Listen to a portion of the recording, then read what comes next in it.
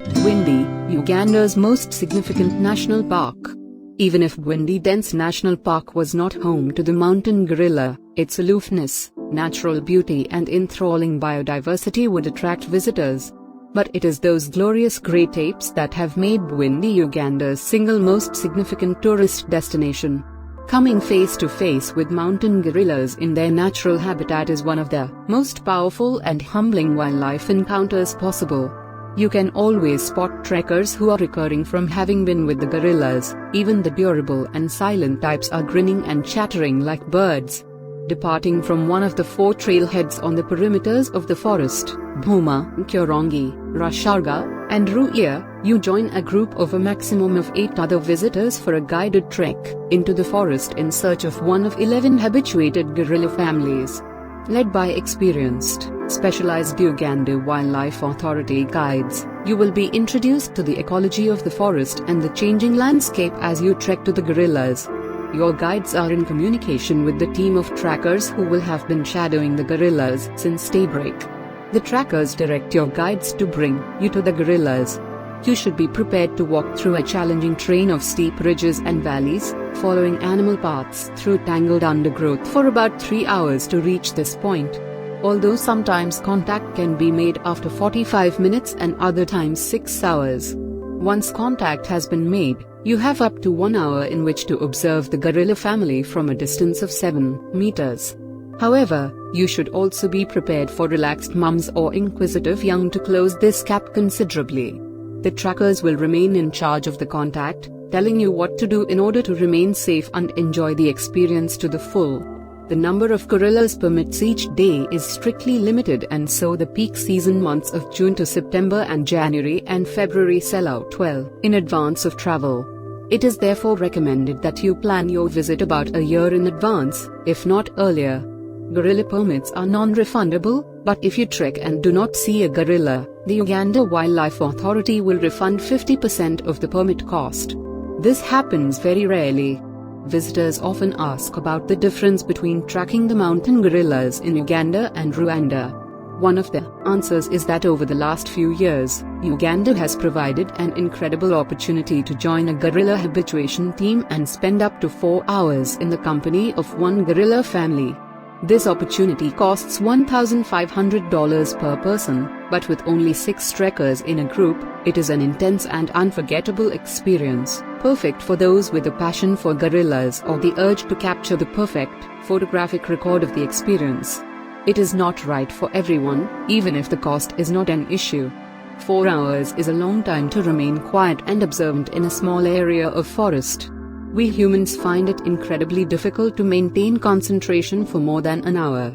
However, for some, it can be an ultimate travel highlight. Bwindi Impenetrable National Park gorilla trekking is hard work, but the rewards are immense. The 4 trailheads. Habituated families can be accessed from 4 trailheads: 1. Bhoma, 2. Ruia, 3. Rashaga and 4. Puringo. Each trailhead has its own characteristics, families and levels of difficulty. The trailheads serve as launch points for treks to 11 fully habituated and 3 semi-habituated gorilla family groups. The standard treks depart in the morning and include up to 1 hour observing the gorillas from a distance of about 7 meters. The treks can be quite challenging, and you need to be prepared to trek for up to 6 hours, although most sightings take place within 2-3 hours. Bwindi Impenetrable National Park mother keeping watchful eye on her young. 1. Bhoma. Gorilla tracking began here in 1993. It has the greatest number of accommodation options and is the home of the park's HQ. If you are coming into Bwindi from the north, the chances are you will be staying at Bhoma.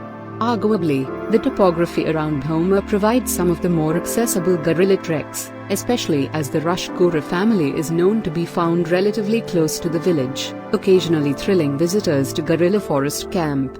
Bhoma is also home to inspiring non-governmental organizations like Ride for a Woman, the Batwa Development Program, plus local craftsmen, providing interesting and often inspirational experiences outside the forest. Bwindi Impenetrable National Park. The habituated gorillas don't fear their human cousins. 2. Ruia. 45 kilometers from Bhoma, Ruia has been said to be one of the most beautiful gorilla tracking areas. At 2,340 meters, it is also one of the most challenging. Opened for tracking in 2008, the local roads have now been improved to the extent that visitors often stay in Bhoma, enjoying the greater range of accommodation options, and then track in Ruia, where 3 gorilla groups are now available. Bhoma and Ruia are the 2 trailheads serving the north of the park. Bhoma's superior range of accommodation means it's often the trailhead of choice if you're coming down from the north. 3. Rusharga. Rusharga is the first of the trailheads in the south of the park. There are 5 gorillas groups available in Rusharga, making 40 permits available daily. Additionally, 6 permits are available for the gorilla habituation trek. The terrain is more open here, providing stunning views of the mountains, rather than enveloping trekkers in forest, making it easier going than Ruia.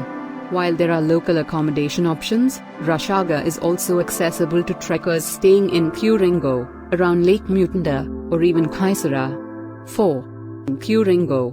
Opened in 2004, Kuringo is found diametrically opposite to Bhoma in the remote south of Bwindi. The trailhead is at an altitude of 2,100 meters on the Nteko Ridge, 600 meters above the Kashasha River Valley, where the Kuringo gorilla group like to roam. This makes for a steep descent at the beginning of a trek and a very challenging return hike. There is no doubt that Kuringo is the most difficult trekking destination of the 4. But it is beautiful with stunning panoramic views of the Viranga volcanic range. A stay here also provides access to local farming communities, a Batwa experience, and the wonderful lakes Mutanda and Bunyoni. Bwindi Impenetrable National Park, Uganda is home to half the world's mountain gorillas. When to visit Bwindi Forest? You can visit the gorillas year-round, but be prepared for rain due to Uganda's equatorial position and an increasingly variable climate. The weather in Bwindi Impenetrable National Park can be unpredictable, and you should always be prepared for rain when visiting Bwindi. However, the heaviest rainfall normally occurs from mid-March to the end of May, and then again at the end of September through to November. While the rains in March to May are often short, those in September to November are more often characterized by hours of soft drizzle. Gorillas can be tracked at any time of year, but it does become harder when the trails are mudslides and water is running down your neck, soaking you through. So, the most popular times to track the gorillas is the drier months of June to mid-September and December, January and February. But don't discount the rainy season. Permits are easier to come by at relatively short notice, and there is something exhilarating about sitting, mud-covered and uncaring, among a group of gorillas, feeling like you are the only people in the forest. Beyond the gorillas, the mountain gorilla symbolizes Bwindi, but it is not the whole story. The physical variation, biodiversity, natural beauty and fascinating cultures found in and around Bwindi Impenetrable National Park make it a wonderful place to visit. While the average stay is only 2 or 3 nights and the prime reason to visit is to track the gorillas, there is much more to do, and a longer stay is worthwhile. Bwindi offers some fantastic forest walks. The wildlife is staggering in its breadth and ranges far beyond just the gorillas, and spending time with the people of Bwindi, learning their history and relationship with the forest is captivating. Guided treks are available from each trailhead. One of the most popular is the transect from Bhoma to Kuringo, or vice versa, where you walk from one side of the forest to the other. The trek takes between 3 or 5 hours, depending on the route taken, although slower walkers may end up taking much of a day. There is no rush. You move slowly through the forest, taking in the sights and sounds, observing the changes, stopping just to enjoy the sense of peace. It is also sensible to keep an eye open for familiar tracks, steaming piles of dung and a black shape in the foliage. This is gorilla territory after all. Wildlife in Bwindi, it's not just gorillas lurking in the bushes. Bwindi's altitudinal span, antiquity, remoteness, and flora have contributed to creating one of Africa's most biodiverse forests.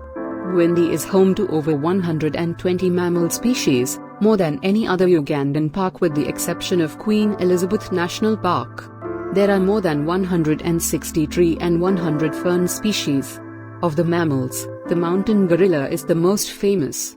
However, another 10 primate species are present, including chimpanzees, unhabituated, olive baboon, black and white colobus, Lotz's monkey, red-tailed monkey and blue monkey.